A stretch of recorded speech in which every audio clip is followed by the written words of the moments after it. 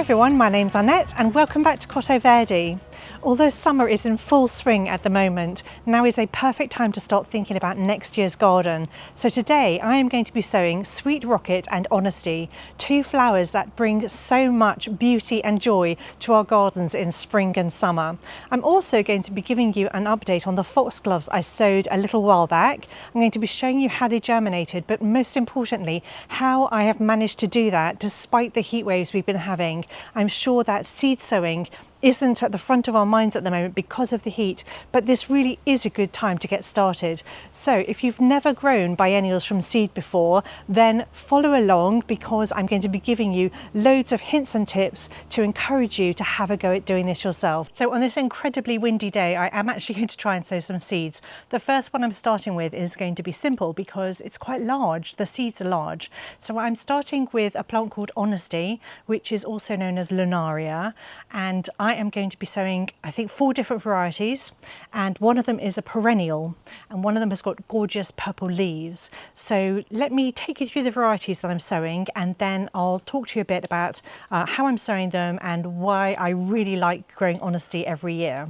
So the first one I'm sowing is just ordinary Honesty, Lunaria annua, and it's a lovely purple colour. And then I'm also sowing a white, so it's called Lunaria alba, and that's just a pure white colour. And then I'm sowing one called Glow, and this is the one with the gorgeous purple leaves, and it really does just keep going. It's got purple foliage, purple stems and lovely purple flowers. And then I'm sowing a perennial Honesty. It's called Lunaria rediviva, and I have never been successful in keeping this alive. So I managed to germinate the seedlings and then I go on holiday or something, and so it never survives.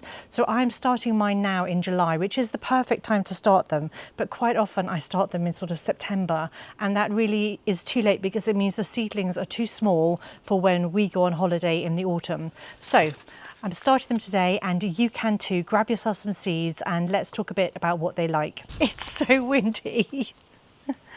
So these are Honesty seeds and they're really nice and large, and what happens with Honesty is it grows, the seedlings grow big really quickly. Does that make sense? Is that correct English? So what I do, rather than sowing them into the seed trays that I always sow them into, I sow mine into 9cm pots. You can sow them into anything. You don't have to buy a special pot for them. Sow them into an empty yogurt carton as long as it's got holes in the bottom. But I always sow mine into larger containers because they'll swamp those tiny little seed trays really quickly. It's just not worth it for me potting them on so quickly. I'd rather start them here. So Honesty is usually grown as a biennial. So we sow the seeds one year, this year, and then they'll form this lovely leafy rosette and they'll overwinter. And then next year is when they will flower. And then they'll form their seed pods. And Honesty have got the most gorgeous seed pods. They'll form their seed pods, drop seed, and then start the process all over again. So if your seeds on your Honesty, if you've got Honesty and your seeds are drying at the moment on your plant and dropping their seed, this is the perfect time to sow them because nature is telling us that this is the time. The plant itself is dropping its seed. My seeds are blowing everywhere. This is madness. So this is a really good time to sow the seeds. So I'm just going to get on and sow them before I get blown off the patio here. So what we do is we take a seed or a couple of seeds for each pot. I'm going to probably sow a couple of seeds in each pot, maybe 4, and in the hope that one germinates. They should all germinate, hopefully. And we sow them about 2 millimeters deep. So you could either sow them and then cover them with 2 millimeters of compost, or you could just use a little dibber like I've got here and just make a little hole, or a pencil or something, make a little hole and sow it and then just cover it with compost. And then all I'm going to do is just sort of pat compost on top of those seeds that I sowed, and then we water them in, and they like about 18 degrees and they should germinate in sort of 10 to 20 days. I generally speaking find that mine germinate a little bit faster than that, but they'll germinate in their own time as long as we keep them moist.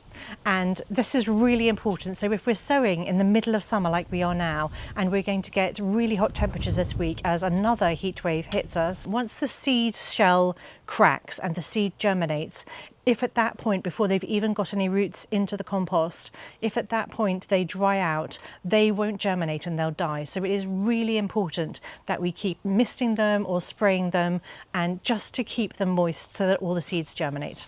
One of the things to bear in mind with the seedlings is that honesty is part of the cabbage family, and so slugs and snails will devour it. So they do need to be protected in some form.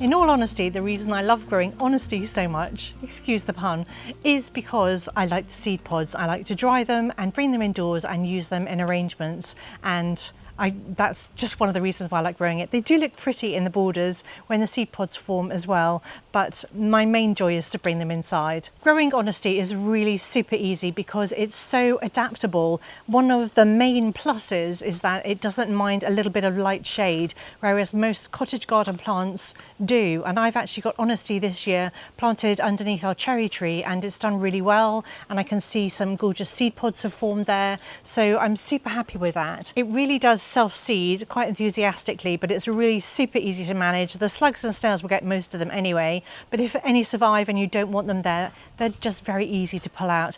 I don't find that it self-seeds that readily in my garden. I'm not sure why. I tend to have to scatter my own seed, which I do quite a lot every year, and I also sow my own plants, because then I sow my own seeds into containers, because then I can protect them properly from the slugs and snails. So let's talk about Sweet Rocket.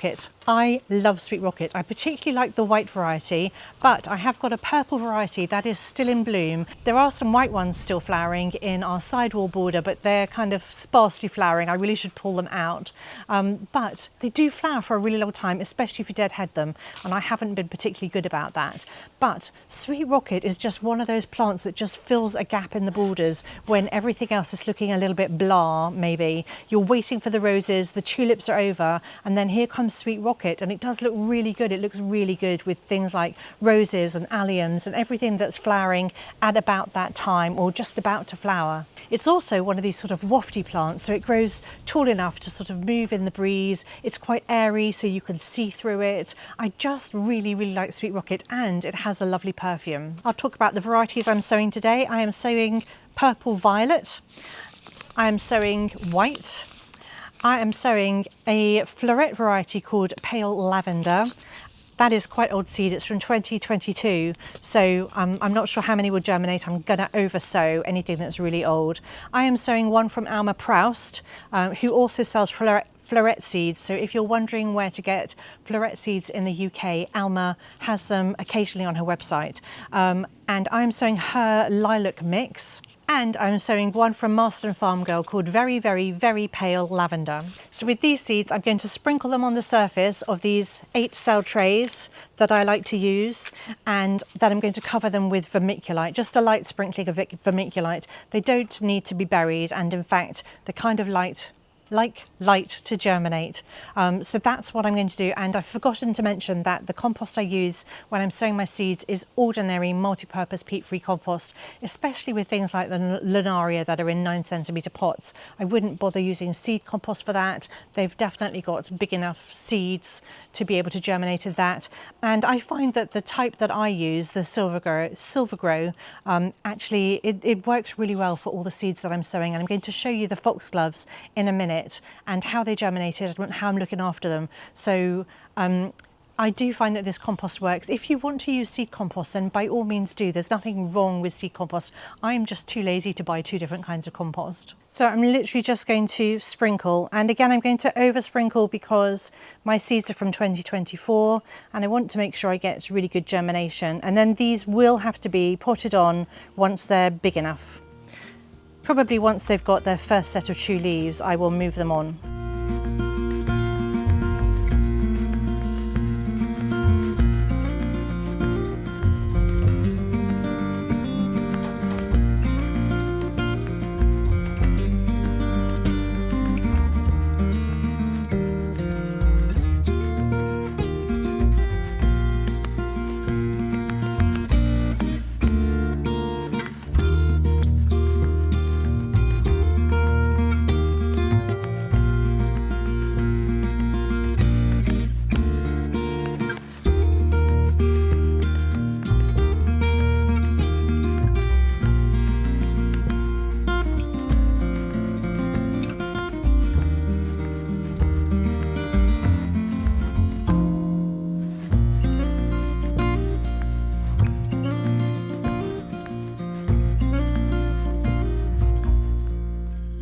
So with this tray of Sweet Rockets, because they're much smaller seeds and I don't want to dislodge them, I'm going to do what's called bottom watering. So I'm going to put these seed trays into a basin of water and let the seed trays absorb the water that way.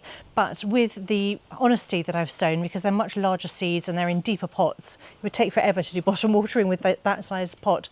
I'm going to overhead water those very gently, and I'm now going to show you how I look after the foxgloves that I've sown. I'm going to show you how they're looking and the fantastic germination I've had, and explain how I'm going to be looking after these in the heat wave that we're having this week. So this is where I've been looking after my foxglove seedlings. They're in dappled shade, or mostly shade. They're shaded by all these plants here, and in fact the 3 trees that we've got in this area. So they don't get any direct sun. They do maybe get a tiny bit of dappled sunlight during the day. So look at this fantastic germination. Now the only problem with leaving my seedlings under the cover of these bushes or shrubs is that tiny little bits of blossom are dropping onto them every day, so I have to pick them off. But if you can find somewhere that doesn't have this problem, you'll be saved the hassle of picking the blossom off, which is something I'm having to do every single time I come. So I have a spritzer and I spritz these really well. Like I probably use this entire spritzer, which is, it's 1 litre. So I probably use most of this 1 litre when I'm watering these every day. And I just need to make sure that they stay moist in order to germinate, and just to look after these tiny little seedlings. So I also check, in fact these are very possibly at the stage now, well that one's quite heavy, this one's quite light, so I may well need to bottom water these again now, but I give them absolutely loads of top watering. I give them a really good soaking.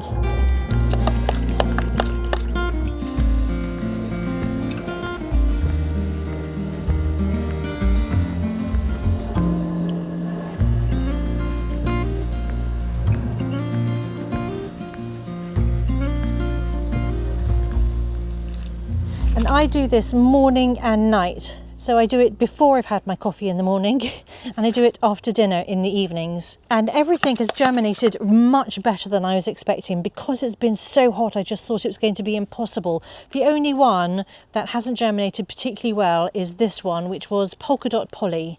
So this one is the one that's germinated last. In fact, this one, Sunset, these 2 here, also have only recently germinated. So I have high hopes. In fact, I can see a tiny little one here.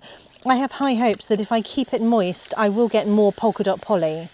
But I am absolutely saturating it. And it's really important, if yours are in the sun, then don't do this, because you'll scorch these tiny little leaves and then you'll kill the seedling. It won't survive. So only bottom water them if they're in the sun. I'm standing in front of a eupatorium called Baby Joe, and it is literally about to burst into flower, and it's so tall. I'm super excited.